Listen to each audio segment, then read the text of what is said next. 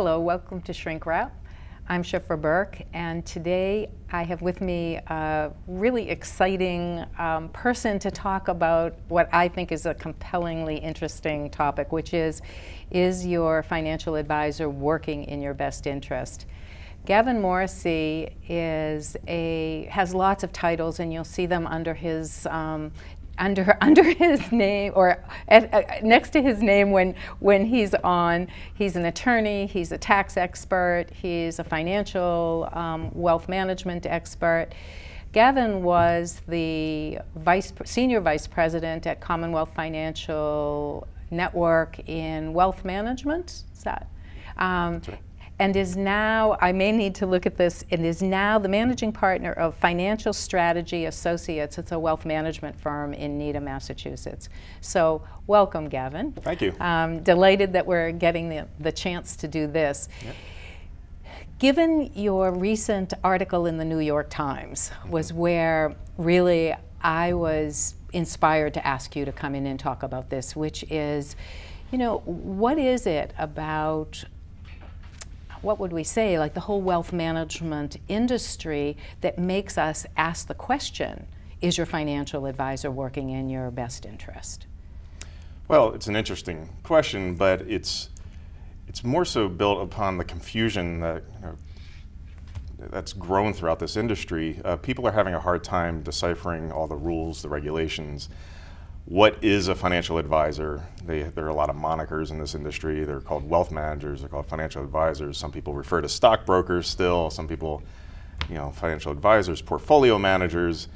Well, in the end, what is it that those people are doing for their clients? And unfortunately, there's been too many stories about people in those roles and holding those monikers not acting in clients' best interest. They're actually doing something on behalf of their client that the client thinks is in their best interest, but it truly isn't, because there's some sort of conflict of interest due to compensation, or maybe they haven't done enough due diligence about the client's needs, and they've led to bad recommendations or product sales and things that just don't work out.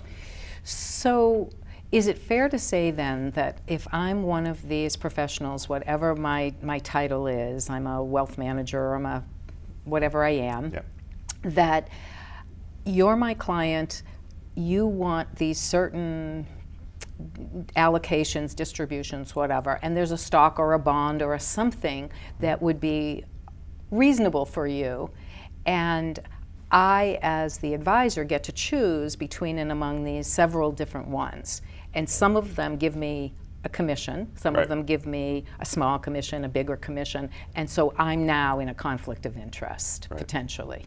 Right. That's where a lot of the trouble lies.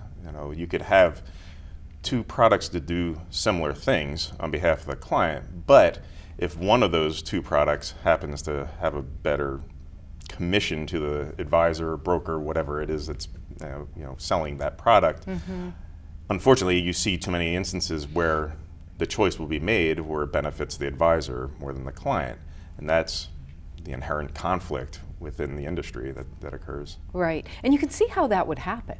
Oh yeah. I mean, it'd be really challenging, right, to always take a commission that's less. Right. And so that's not regulated.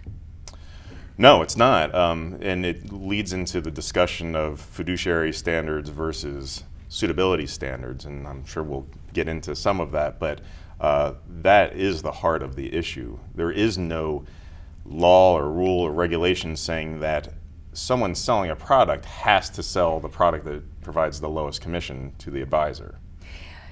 Right, and so is it safe to assume that the lowest commission to the advisor means the less fee for me? I get to compound my interest, my dividends, my growth.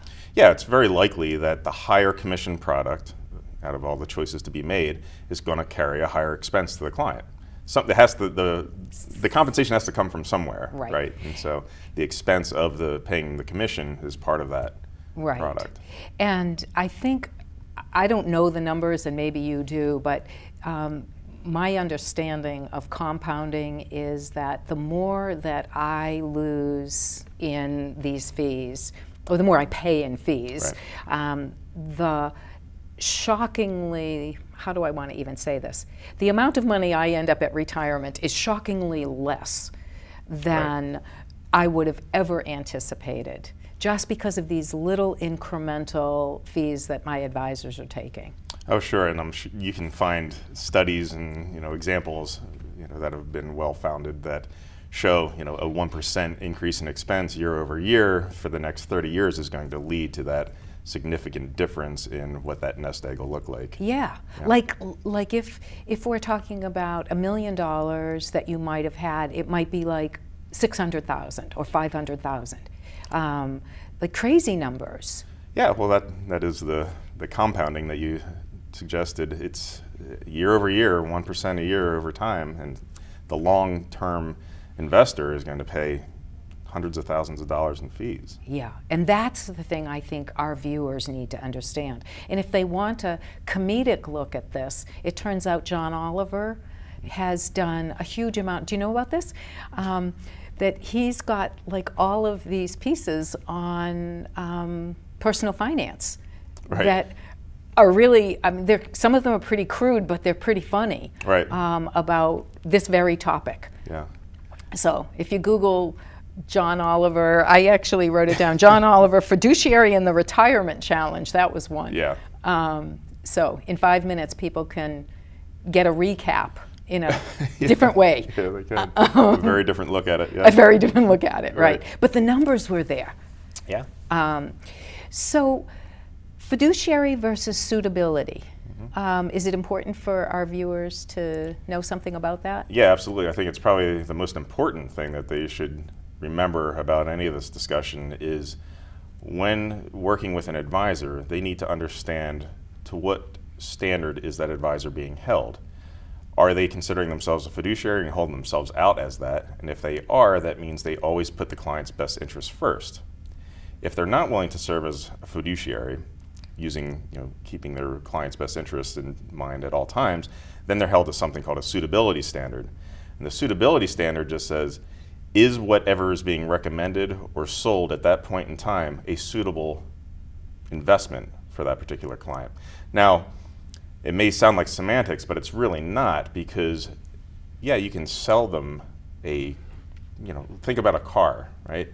I can sell you a car, but I didn't ask you any questions as to what you need from that car, right? So I could sell you a investment product, but I didn't really ask you, is this the right thing?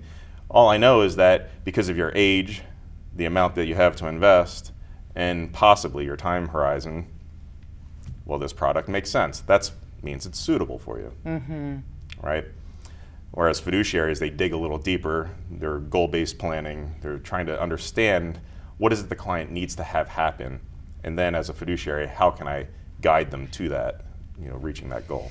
So can you give me an example? I walk into your office and you're just meeting me, and I have some money that I want to invest, or I want you to look at what my current advisor is doing. I want a second opinion. What sort of questions do you ask me?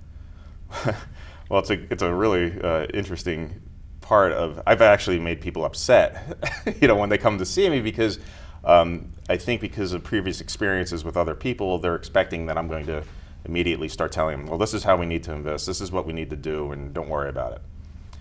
I take people through a more comprehensive and rigorous approach to, I need to know everything about them to truly understand what it is they're trying to accomplish. Because of that, it's unlikely that any investment recommendations are ever going to be made until I understand why. And that's what I keep asking, in that New York Times article, that was the point I was trying to make. People have a hard time asking advisors, well, why do you think that this is the right thing to do for me? They just tend to think that, well, this is an advisor, it's a professional, they know exactly what they're doing, so I'm not going to question it. But there's the trouble, right? You need to understand, well, you're recommending this particular product or investment allocation or whatever it is. Why are you doing that? Just, educate me as to what it is that you're doing and why it's in my best interest. And so could we do a little dive into that? So I know you don't have information about me that would allow you to extrapolate, but let's imagine that you had a little bit of information. I know exactly what I need to do. No, just kidding. Okay, right, the doctor, the MD, right. We should have one of those for financial advisors. Exactly. If you were telling me why I might need something, what's an example of why you might choose something after you gathered all this information? Well, because what we try to do is build toward goals for a client. So the first thing I try to do is listen to the client and say, hey, well, that's novel in and of itself for the financial professional. Unfortunately, that's true sometimes. Okay, but, sorry. But I try and engage them to let me into their life so I can understand, how long have you been working? Why are you doing what you do? How long would you like to continue doing that? And maybe it's not about retirement. People want to continue working as long as they can because they enjoy it. But in the meantime, they're gathering assets for some purpose, right? Whether it's security, the feeling of security. Yeah. Maybe they do want to retire and never work again. Okay, well, those are two different scenarios. Maybe legacy planning is important to them. Maybe charitable gifting is important to them. So I go through all of this first to truly understand what is it that this client wants to have happen. And I'll ask them, what would you like to see happen? And that is an interesting question that sometimes people have a hard time answering. They just think, well, I was told I should just save as much money as possible, and then at age 65 I start doing this, and then this happens, and then I die. Right. And it's not that, life is not a math problem. I need to understand what it is they want to have happen. And some people struggle with being able to answer that simple question. Well, simple simple but not easy. Correct, and I understand that. Yeah. I know it's simple for me to ask. Right. It's hard for them to sometimes answer because they haven't given it a lot of thought. Right, because we do a lot of planning around all sorts of financial things, some of us, right. But we don't do much internal life planning. Right. And so it is a brand new question, and if no one else has asked them all these years, then it's pretty challenging. So you're saying, Gavin, that if I'm a person who tells you I'm 66 years old and I plan to keep working part-time, what I call semi-working, which is what I do, until somebody gives me a better term. I'm semi-working. Okay. Because I'm not semi-retired, right? Right. Because I'm still working. Sure. So I tell you that, my expectation is I'm going to do that for, another 10 years, and I'll evaluate at that point. So I'm that one person. And there's another person who's saying to you, I'm 66, and, at 68, I'm going to, just stop what I'm doing. Right. So you're saying that how you advise those two people might be quite different in what they do with their portfolio? Absolutely, yeah, because just those two scenarios that you suggest, that person that wants to stop altogether at age 68, well, there's a lot of decisions to be made at that time. It's not just how do we allocate the portfolios and how do we manage them through what could be 30 more years of their life, but it's also, when should I be claiming Social Security? Is there a pension involved? Are there other things? It's really, at that point, if that's what I'm hearing is I want to stop working at 68, what that means to me is, well, now I need to start doing needs analysis as to what do we know will happen at age 68, and then what resources do we have to allocate to the needs that you're going to have at that point, and then what's the appropriate allocation to add longevity to those assets to continue what could be a very long life in retirement. Mm-hmm. Now the 66-year-old that says I'm semi-working, those are going to have a different needs analysis because there will be some continued income from their work, right? And so the needs analysis, while we're still trying to understand you're backing off of work, your income's going to be reduced, your needs may be less over time, and it's going to become staggered as you do exit at some point eventually. Uh-huh. So those two people have different needs at a same point in time, but that doesn't mean that their allocations may be different, their needs may be completely different from a number standpoint, but how we manage their assets could be very similar or not. Mm-hmm. And then there's risk tolerance to consider, Yeah. So. So it's pretty cool to hear that your approach is anything but cookie cutter. Yep. Whatever the opposite of cookie cutter is, tailor-made to you. That's right. That's right. And you say, I looked at your website, and it was expert, unbiased financial planning. So that's one piece. That's the fiduciary, not the suitability, right? Right. If it's unbiased. Expert in this case may be expert because it's so holistic. Right. When you'd asked me earlier, and I talked about that comprehensive and sometimes what people consider, a Onerous. painstaking. Yeah, exactly. I dig very deeply, and because I'm actually concerned that I'll miss something. I have a healthy level of anxiety when I work with people that if I miss a pertinent fact that may completely change the needs analysis or the goal planning, I'd be very concerned if I didn't dig as deeply as I can. I've always had a hard time understanding why people can just accept the idea that someone sold you a product, but you didn't really understand why they did it, and you're not really sure even how it works. I see that too often. Well, I'm definitely was in that camp where I was so undereducated, really, and money and investments and all of that was, it felt intimidating to take on. Right. And so I didn't know much. And whatever the advisor told me was what I did.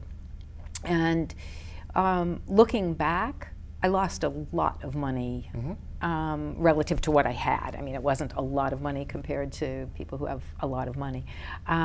But for me, it was a lot. And at some point, decided to start to understand more. And even then, it still was hard to ask and challenge the advisor. Right. Because some advisors are not like you. They don't just sit and look like they welcome these questions. They're knowing.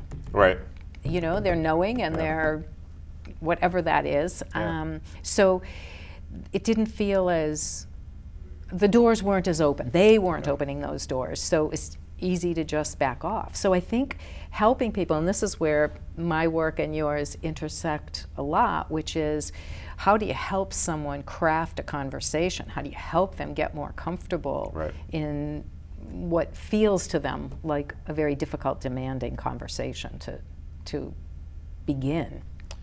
Yeah, I mean, situations like you just described is not uncommon, but even if I think about myself, if I go to the doctor today and I said something was wrong with me, and that doctor said, well, here's a prescription, go take this will make you better.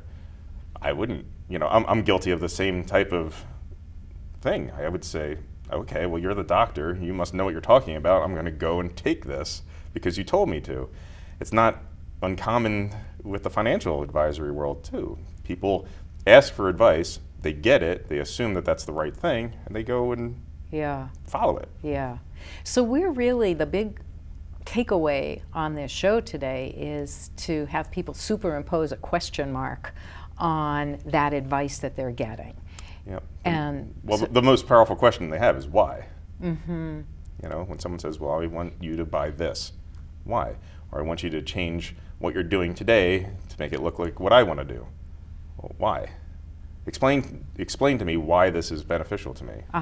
And why doesn't have to be like pushy, threatening. It's just, and it could be really transparent. I'm confused. Could you help clarify for me how this helps me, or what your thinking is? Can you help me unpack your thinking? Yeah, that healthy level of anxiety that I talked about earlier.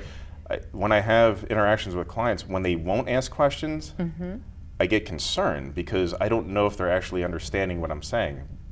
When you, as the advisor, if I have someone that just sits there and says, okay, let's just do that, without saying, questioning, exactly why, or explain this to me again so I make sure I understand what's going on. I'd much rather have someone asking me, because then when they leave that meeting, I feel comfortable that they at least had some understanding of what we discussed.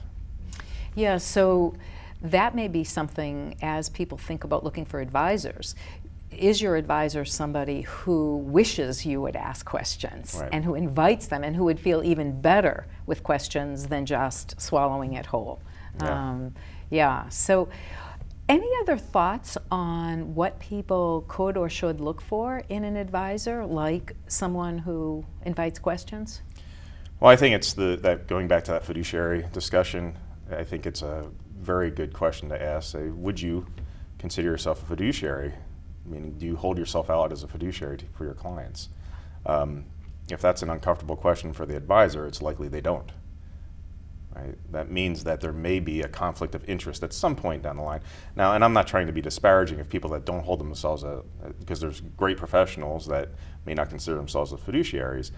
But again, the advisor and client relationship, they just have to know if they're not a fiduciary, there may be inherent conflicts of interest due to compensation structure of whatever it is that's being sold to the client. So would you think then that if I have a relationship with an advisor who says, no, I don't consider myself a fiduciary, then would you think it's my job as the client to start to ask, well, can you tell me something about the commission you're going to get on this, or the commissions? Right.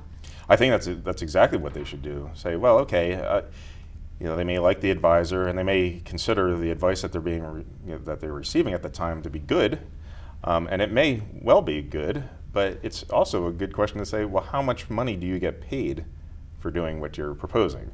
Now that makes advisors uncomfortable sometimes, but that's okay. Yeah, and so in this, we have 3 minutes approximately left. And so in this 3 minutes, what I'm thinking is maybe we could give our viewers some ways to do that. So one of them is, if you have the courage up front to just ask in real time. If you don't, you could email. Right? Yeah. I mean, it doesn't have to be face-to-face. No.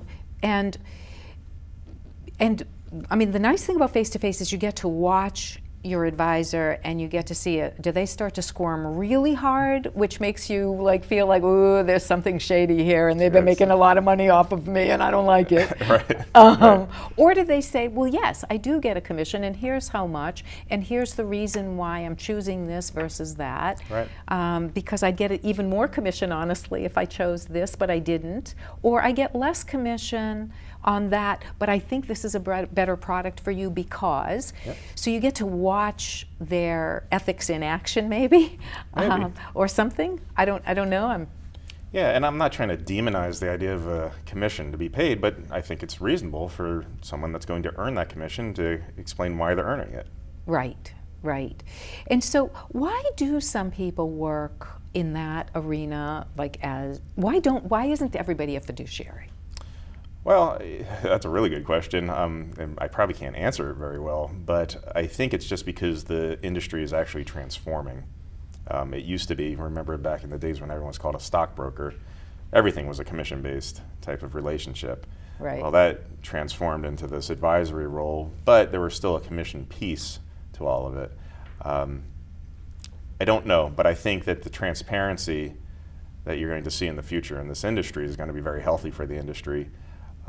And you're going to see more people that are going to be willing to hold themselves out as fiduciaries and cast off all those conflicts that tend to give this industry a bad reputation. Yeah, I mean, the thing we didn't say as clearly as I wish we had was people don't know they're walking into a sales environment. They think they're walking into being taken care of. But in fact, that's not the case most of the time, unless someone's really transparent and clear about we're independent advisors or we don't take commissions, we don't sell product. I mean, there are just lots of ways for people to start to know what lingo they're listening for, or what language. I guess it's not lingo really, but so in this last 30 seconds or so, anything to underscore that we either haven't said or that you'd like to repeat? I think I would just like to reiterate the importance of asking good questions of your advisors. I think most should appreciate the client's interest in understanding what's happening. So I just hope that people feel empowered to do that. Well, it's interesting that you use that word. I was just about to say, if you didn't, but now I'm saying it anyway, that when I asked you what you most wanted out of the show today, you said, I want people to feel empowered to ask questions and to feel like they can have the conversation. You didn't use these words. Empowered was the word you used. And I'd be saying the same thing, which is, please work hard to have the conversation and get the courage that you may need that it took me a long time to get. Right. And the outcome for you as the client is so different. Very different, yeah. And if you have a reason you want to learn this differently, you can Google all sorts of things. You can watch John Oliver. And the only reason, by the way, I found out about John Oliver was Money Magazine named him the person of the year for changing the fiscal world or something, having the most impact. Yeah, I think it's going to continue. Yeah. So I want to thank you for taking the time. I know this has been a busy stretch for you, and it's been really great to get to know you off the show as well as on the show, and I look forward to continuing to get the chance to work with you, learn from you, and I appreciate you having me on. It's been my pleasure. Yeah, and keep me posted about all of the Bloomberg and other places that you may end up getting calls from, because as this year moves forward, things could get pretty interesting. A little interesting. Yeah. We definitely don't have enough time for that. No. To cover that one. So I don't know if we're still actually on or not, but are people asking you that question? Oh, yeah.